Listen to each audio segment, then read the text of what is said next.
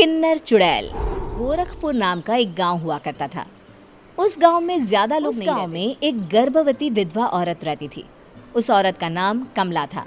कमला अपने घर में अकेली रहती थी। उसके पति की सारी जायदाद उसके नाम हो गई। सभी गांव वाले उस औरत को मनहूस औरत समझा करते थे और सभी उससे नफरत किया करते थे। एक बार कमला राशन की दुकान पर खाने का सामान खरीदने जाती है। भैया जी, जरा 1 किलो दाल चावल देना। अरे हाय हाय हाय हाय हाय हाय! अरे मनहूस औरत, मेरी दुकान में अपशुगन करवाने आ गई क्या? हैं? चल जा यहाँ से, मैं कुछ नहीं देने वाला हूँ तुझे। भाग भाग यहाँ से, चल जा, निकल। भैया जी, ऐसा मत कहिए, मैं गर्भवती हूँ, मुझे खाने की बहुत जरूरत है, मुझे खाना दे दीजिए। दुकानदार कमला को वहाँ से धक्के मारकर भगा देता है। कमला रोते रोते उस गांव के किन्नरों के इलाके में आ जाती है। गांव वाले किन्नरों को उसी इलाके में रखा करते थे क्योंकि वो लोग किन्नरों को पसंद नहीं करते थे और उनके इलाके में रहने से मना करते थे। तो किन्नरों ने उसी गांव में अपना एक इलाका बना लिया था। जब किन्नर लोग देखते हैं कि एक गर्भवती महिला रोते रोते उनके इलाके में आ गई है तो सारे किन्नर कमला के पास जाकर उसका हाल पूछने लगते हैं। क्या हुआ बहन, तुम्हारी गर्भवती अवस्था में इतनी बुरी हालत कैसे है? तुम रो क्यों रही हो? तुम डरो मत, हम तुम्हें कोई नुकसान नहीं पहुंचाएंगे। तुम शांत होकर सब बताओ कि हुआ क्या है। मैं कमला हूँ, मैं गांव के दूसरे इलाके से आई हूँ। 2 महीने पहले ही मेरे पति की मौत हुई है। मुझे गांव के लोग मनहूस मानते हैं क्योंकि मैं विधवा हूँ और गर्भवती भी। वहाँ के लोग मुझे खाने के लिए कुछ बेचने के लिए भी तैयार नहीं, जिससे मेरा गुजारा नहीं हो रहा था। कोई बात नहीं कमला, हम तुम्हारा ख्याल रखेंगे। किन्नर लोग कमला को एक खाली घर में रहने के लिए जगह दे देते हैं और उसकी देखभाल भी करते हैं। कुछ ही महीने बाद कमला अपने बच्चे को जन्म देती है, पर अफसोस कमला बच्चे को जन्म देते ही अपनी जान गंवा देती है। जब सब किन्नर बच्चे को देखते हैं तो बहुत खुश हो जाते हैं क्योंकि वो बच्चा भी किन्नर ही था। कमला ने एक किन्नर बच्चे को जन्म दिया था। अब इस बच्चे की देखभाल कौन करेगा? हम तो इस बच्चे को गांव के दूसरे इलाके में भी नहीं भेज सकते। और तो क्या हुआ, इस बच्चे की माँ नहीं रही तो हम इसे पालेंगे। अब ये हमारे इलाके में रहेगा, हमारे साथ रहेगा। फिर वो किन्नर उस किन्नर बच्चे को गोद ले लेते हैं, उसका नामकरण कराते हैं। उस किन्नर बच्चे का नाम शक्ति रखा जाता है। देखते ही देखते शक्ति बड़ी होने लगती है। उसके रंग रूप बहुत सुंदर थे। वो बहुत सुंदर किन्नर थी। एक दिन शक्ति एक किन्नर से पूछती है, माँ जी सुनिए ना, ये गांव के दूसरे इलाके में भी तो लोग रहते हैं, तो हम वहाँ क्यों नहीं जाते? हम उनसे अलग क्यों रहते हैं? शक्ति, क्योंकि वो लोग हमारे जैसे नहीं, वो लोग हमें पसंद नहीं करते, इसीलिए हम उनसे अलग रहते हैं। क्यों? वो हमें क्यों पसंद नहीं करते? मुझे एक बार उस इलाके में जाना है, मैं एक बार वहाँ जाकर घूम कर आऊँ। शक्ति, खबरदार, जो तू उस इलाके में कभी भी गई तो अपनी जान नहीं गंवाना चाहती तो उस इलाके में कभी कदम भी नहीं रखेगी, समझी? इतना कहकर वो किन्नर वहाँ से चली जाती है। उस किन्नर की बात सुनकर बहुत रोती है। माँ जी, ऐसा कैसे कह सकती हैं? उन्होंने इतनी सी बात के लिए मुझे इतना डांटा।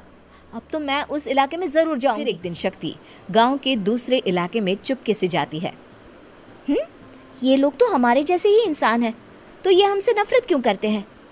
जब शक्ति उस इलाके में तो गांव के सारे आदमी उसके रूप से मोहित हो जाते हैं। वो लोग ये अंदाजा नहीं लगा पाते कि वो किन्नर है। शक्ति की सुंदरता देखकर सारे गांव वाले उसकी तारीफ करने लगे। गांव का चक्कर लगाने गांव के जमींदार का बेटा हर्ष वहां पहुंचता है। हर्ष भी दिखने में बहुत सुंदर होता है। जब हर्ष ने शक्ति को देखा तो वो भी उससे मोहित हो गया और जब शक्ति की नजर हर्ष पर पड़ी तो वो हर्ष को देखकर मोहित हो गई। आपको पहले कभी इस गांव में देखा नहीं। इस गांव में आप नए हैं क्या? जी नहीं, वो मैं बस। तभी शक्ति बोलते बोलते रुक जाती है और मन में सोचने लगती है, अगर मैंने इनको बता दिया कि मैं दूसरे इलाके से आई हूँ तो वो समझ जाएंगे कि मैं किन्नर हूँ, इसलिए मुझे इनसे झूठ ही बोलना पड़ेगा। शक्ति हर्ष को कहती है, जी हाँ, मैं इस गांव में नई आई हूँ, यहाँ अकेली रहती हूँ। वैसे आप कौन है? आप भी इसी गांव में रहते हैं? जी हाँ, मैं इस गांव के जमींदार का बेटा हूँ। आपको किसी भी चीज की जरूरत पड़े तो आप मुझे बता देना, मुझे अच्छा लगेगा। ऐसे ही शक्ति और हर्ष एक दूसरे से रोज दोनों अपने प्यार का इजहार करने एक दूसरे से मिलने जाते हैं। शक्ति का पीछा करते करते एक किन्नर वहां आ जाती है। शक्ति, शक्ति, मैं तुमसे बहुत प्यार करता हूँ। मैं तुमसे शादी करना चाहता हूँ। क्या तुम मुझसे शादी करोगी? हाँ हर्ष, मैं तुमसे शादी करूंगी, पर मैं तुमको अपने बारे में एक सच्चाई बताना चाहती हूँ जो मैंने तुमसे छुपा कर रखी है। अभी उनके बीच में ही वो किन्नर आ जाती है। शक्ति, तेरी हिम्मत कैसे हुई ऐसा करने की? वो किन्नर शक्ति को खींचकर गांव के जमींदार के पास ले जाती है। हर्ष भी वहां शक्ति को बचाने के लिए पहुंच जाता है। जमींदार शक्ति और हर्ष के प्यार के बारे में सुनकर गुस्से में आ जाता है और शक्ति को गांव के बाहर निकालने की सजा देता है। शक्ति ये बात सहन नहीं कर कुएं में कूदकर अपनी जान दे देती है। जमींदार हर्ष की शादी गांव की एक लड़की से करवा देता है, पर हर्ष इस शादी से खुश नहीं होता। शक्ति अपना बदला लेने के लिए मरने के बाद किन्नर चुड़ैल बन जाती है। अब मैं इन गांव वालों को नहीं छोड़ूंगी, अब इनसे मैं अपने प्यार का बदला लूंगी। किन्नर चुड़ैल गांव वालों को परेशान करना शुरू कर देती है। एक बार वो रात को गांव के खेतों में पहुंच जाती है और वहां आग लगा देती है। सारी फसल जल के राख हो जाती है। जब एक आदमी रात को उठकर देखता है कि खेत में आग लग गई है तो वो वहां पहुंच जाता है। वो देखता है कि खेतों के बीचों बीच एक किन्नर चुड़ैल खड़ी है और वहां खड़े होकर ताली बजा रही है। गांव वाला किन्नर चुड़ैल को देखकर बेहोश हो जाता है। जब सुबह उस आदमी को होश आता है तो वो सीधा जमींदार के पास जाता है। अरे जमींदार साहब, अरे वो किन्नर चुड़ैल ने मेरी सारी फसल जला दी। अब मैं क्या करूंगा, क्या होगा मेरा? जमींदार चुड़ैल किन्नर का नाम सुनते ही सब कुछ समझ जाता है। अब वो बहुत डर जाता है। उसी रात को जब जमींदार डर के मारे अपने कमरे में सो नहीं पाता, तभी वहां अचानक से किन्नर चुड़ैल आ जाती है। किन्नर चुड़ैल जोर जोर से जमींदार के आगे खड़ी होकर हंसने लगती है और ताली बजाने लगती है। उस डरावनी किन्नर चुड़ैल को देखकर बहुत डर जाता है। तूने मेरे साथ बहुत बुरा किया, अब मैं तुझे जान से मार दूंगी। नहीं नहीं नहीं नहीं नहीं, मुझे माफ कर दो, मुझे मत मारो। मैं कभी ऐसा दोबारा नहीं करूंगा। अब तुम जो बोलोगी वही मैं करूंगा। ठीक है, मैं चाहती हूँ कि किन्नर इलाका गांव के इलाके से जुड़े और गांव का कोई भी आदमी किन्नर समाज से द्वेष न करे, उससे नफरत, नहीं तो मैं सारे गांव को मार दूंगी।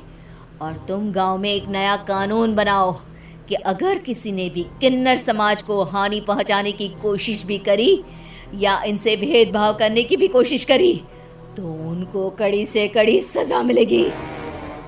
हाँ हाँ हाँ हाँ, मैं ऐसा ही करूंगा। तुम जो बोलोगी वो मैं करूंगा, पर मुझे जाने दो प्लीज। तब वो किन्नर चुड़ैल वहां से चली। गांव का जमींदार किन्नर चुड़ैल का कहा मानते हुए दोनों इलाकों को एक कर देता है और नया कानून भी लागू कर देता है।